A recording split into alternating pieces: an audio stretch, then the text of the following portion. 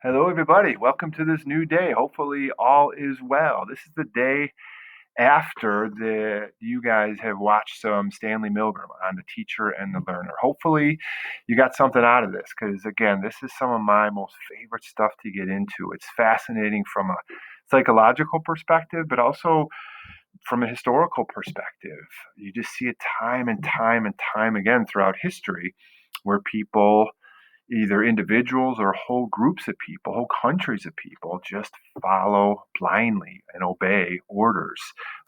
Just again, good, fascinating stuff. Stanley Milgram is super, super, super interesting. I know we saw this slide last time. And again, one thing to quickly note on the top, Stanley Milgram, again, he did something really cool and he polled psychologists, his friends, his colleagues, and he said, thinking about running this study, and I'm wondering how many people do you think will go all the way up the scale and push that final 450 volt button?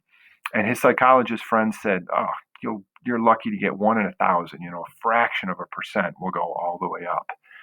But look at the percentage: 66% of people, of teachers, went all the way up the scale to administer the full 450 volt shock.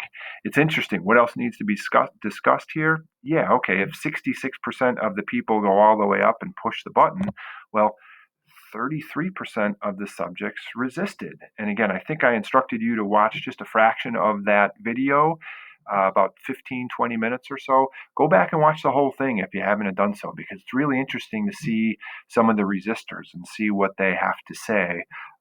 Again, just super, super fascinating about how the experimenter, the guy in the white lab coat, Stanley Milgram himself, is off camera saying, the experiment must continue. We must continue. The experiment's got to go on.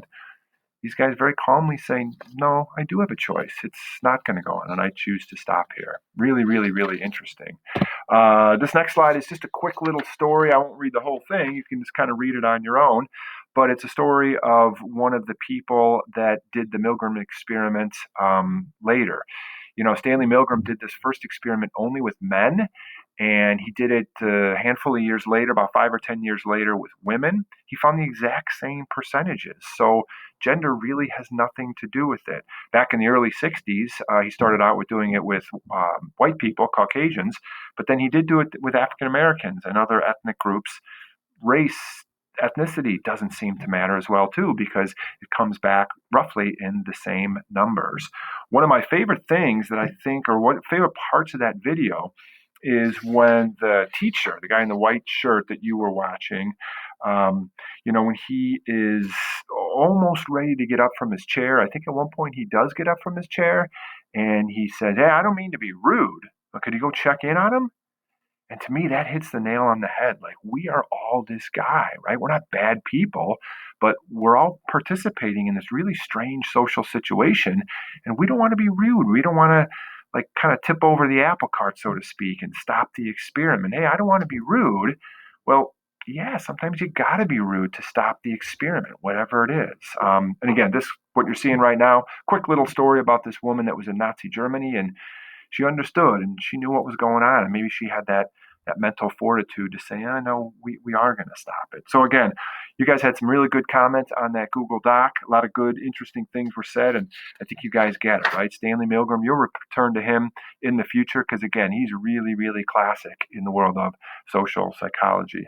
Milgram did a similar test with doctors and nurses, and he instructed doctors to order nurses to give a high, almost lethal dose of medicine.